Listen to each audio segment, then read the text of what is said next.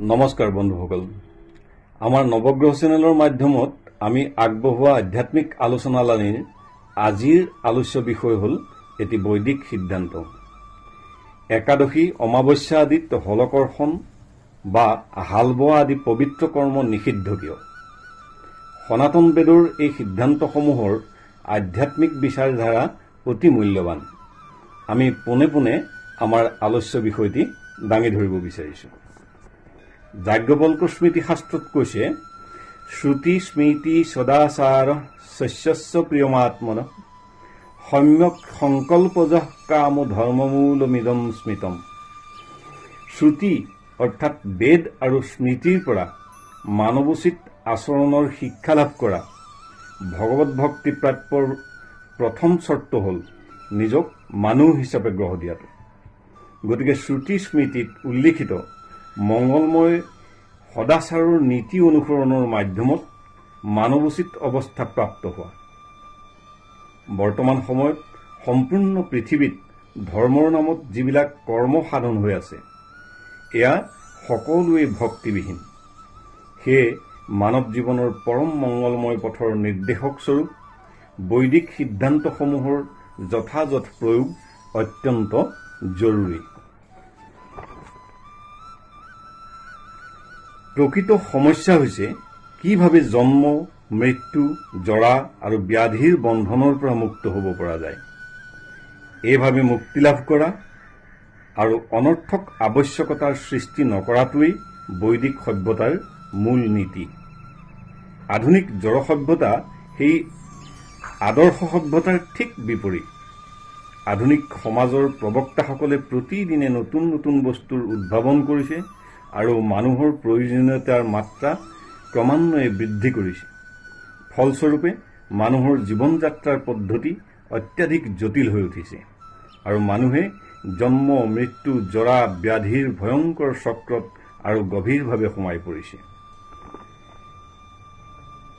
বেদত অৰ্থাৎ যজ্ঞ অনুষ্ঠানৰ পদ্ধতিটোৰ বিৱৰণ দিয়া আছে ছান্দোগ্য উপনিষদত। যজ্ঞৰ বেদীত 5 প্ৰকাৰ অগ্নিৰ প্ৰকাশ ঘটে আৰু ইয়াত 5 প্ৰকাৰৰ আহুতিও প্ৰদান কৰা হয়।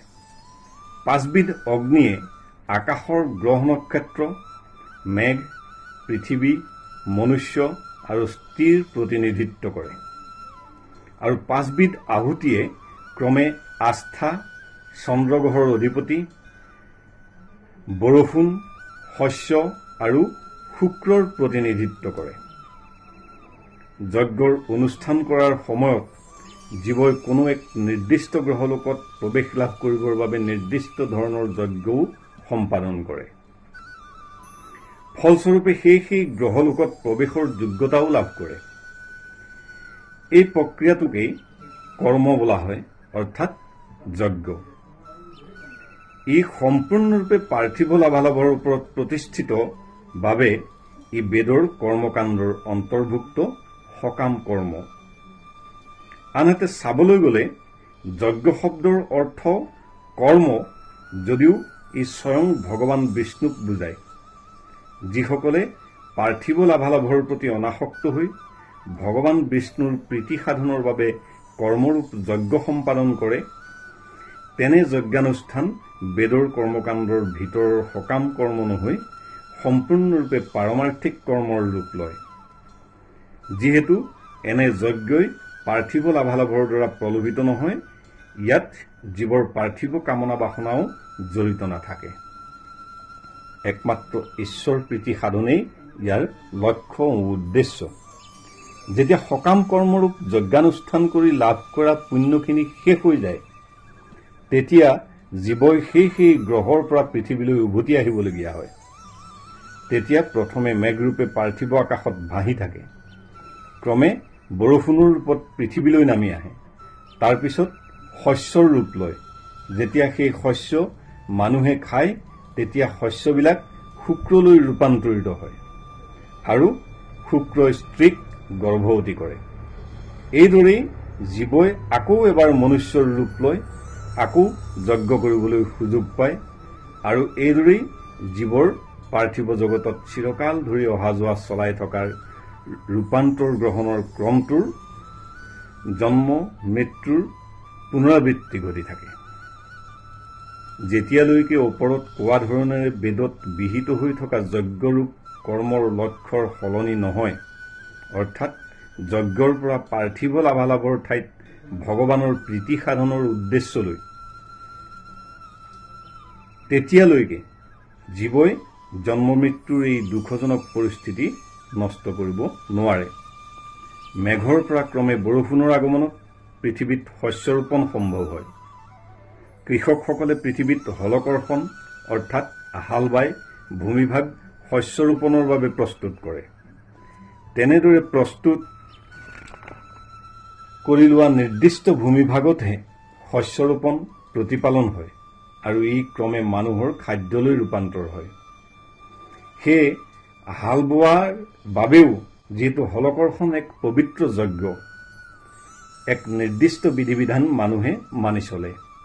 কাৰণ বৰষুণৰ ৰূপত নামি অহা শুদ্ধ জীৱাত্মাহে যাতে শস্যৰূপে আহৰণ কৰিব পাৰি, কাৰণ শস্যৰ পৰাই শুক্ৰ আহৰণ হয় আৰু শুক্ৰই স্ত্ৰীক গৰ্ভৱতী কৰি প্ৰজাক সন্তান প্ৰদান কৰে। শুদ্ধ জীৱাত্মা আকৰ্ষণ কৰি গৰ্ভত প্ৰতিষ্ঠা কৰিব পাৰিলেহে শুদ্ধ বিবেকবান শক্তিশালী সন্তান প্ৰাপ্তি কৰিব পৰা যায়। কথিত আছে যে অন্ধকাৰ অশুদ্ধ আত্মাৰ বিচৰণৰ সময়, অৰ্থাৎ আউসী বা অমাৱস্যাত চন্দ্ৰকিৰণ নাথাকে বাবে চন্দ্ৰ শক্তিহীন হোৱা হেতু এনে তিথিত শস্যৰ বাবে হলকৰ্ষণ কৰি শস্যবীজ ৰোপণ কৰিলে নিশ্চিতভাৱে অশুদ্ধ আত্মাৰ আকৰ্ষণ হৈ অশুদ্ধ শুক্ৰৰ দ্বাৰা গৰ্ভধাৰণ হ'ব। ফলস্বৰূপে সন্তান হৈও পিতৃ মাতৃক অশ্ৰদ্ধা কৰিব, কষ্ট প্ৰদান কৰিব। কিন্তু এনে বিধি মানি চলিলে এনে বিসংগতি সহজে সম্ভৱ নহয়। একেদৰে একাদশী আদি তিথিটো হলকৰ্ষণ নিষিদ্ধ। এয়া সকলো পৃথিৱীৰ জীৱসমূহৰ কল্যাণৰ বাবে বেদোক্ত অৰ্থাৎ বৈদিক বিজ্ঞানৰ পৰম কল্যাণকৰ ব্যৱস্থা। অৰ্থাৎ বৈদিক বিধি অনুসৰি হোমাগ্নিত আহুতি প্ৰদানৰ মাধ্যমত পৃথিৱীলৈ পুণ্যৱান জীৱৰ আহ্বান আৰু আকৰ্ষণ কৰা হয়, যাতে এই পৃথিৱী সদায় সৎ মানুহৰ বাসস্থান হয় আৰু বিবেকবান শক্তিশালী সৎ প্ৰতিভাৱান মানুহৰ দ্বাৰা ভগৱানৰ সৃষ্টি আৰু চাৰিমুঠি জীৱৰ অহৰহ কল্যাণ সাধন সম্ভৱ হয়। এনে যজ্ঞৰূপ মহান কৰ্মৰ দ্বাৰা পৰম কৰুণাময় ঈশ্বৰৰ প্ৰীতি সাধন সম্ভৱ হয়।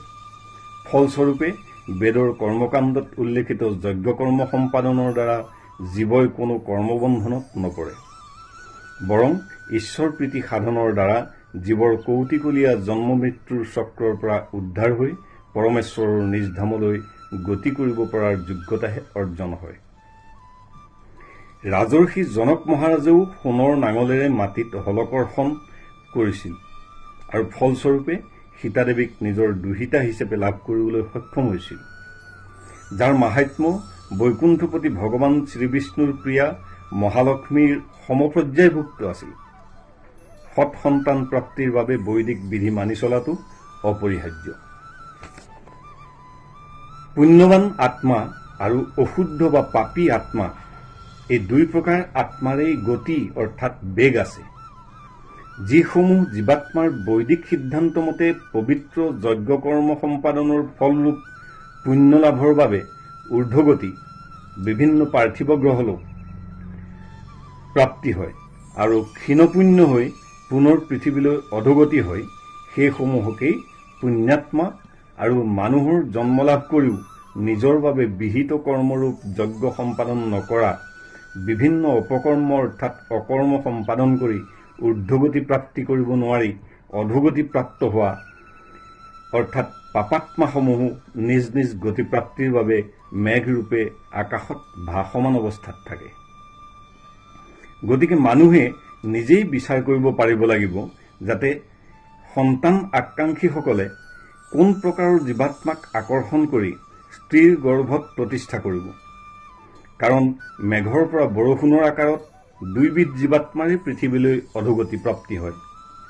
যদিহে শুদ্ধভাৱে বিহিত বিধি অনুযায়ী সকলো মানুহেই ভূমিত হলকৰ্ষণৰূপ যজ্ঞ সম্পাদন কৰে, তেনেহলে নিশ্চয়কৈ মানুহৰ গৰ্ভত পুণ্যাত্মাৰ সঞ্চৰণ ঘটিব আৰু বাকী সমস্ত পাপাত্মাই নিশ্চয়কৈ ইতৰ প্ৰাণী হিচাপে জীৱনচক্ৰ পুনৰ লাভ কৰিব।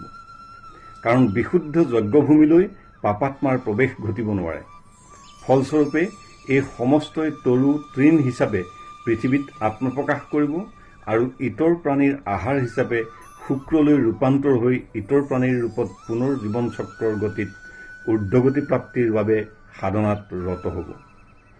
আনহাতে মানুহৰ গৰ্ভত সঞ্চৰিত বিশুদ্ধ আত্মা বা পুণ্যাত্মাই পুনৰ মানুহৰ জন্ম লাভ কৰি পূৰ্বজন্মৰ আধৰুৱা সাধনা সম্পূৰ্ণ কৰিবৰ বাবে সৎকৰ্ম, সৎ আচৰণ আৰু সৎভাৱে জীৱন পৰিচালনা কৰি ঈশ্বৰৰ কৃপা লাভৰ বাবে যত্নৱান হ'ব।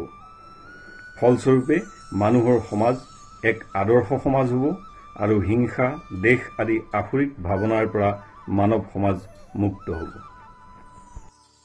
বন্ধুসকল, ভগৱান শ্ৰীকৃষ্ণৰ মুখনিসৃত বাণীয়েই হ'ল সনাতন বেদ।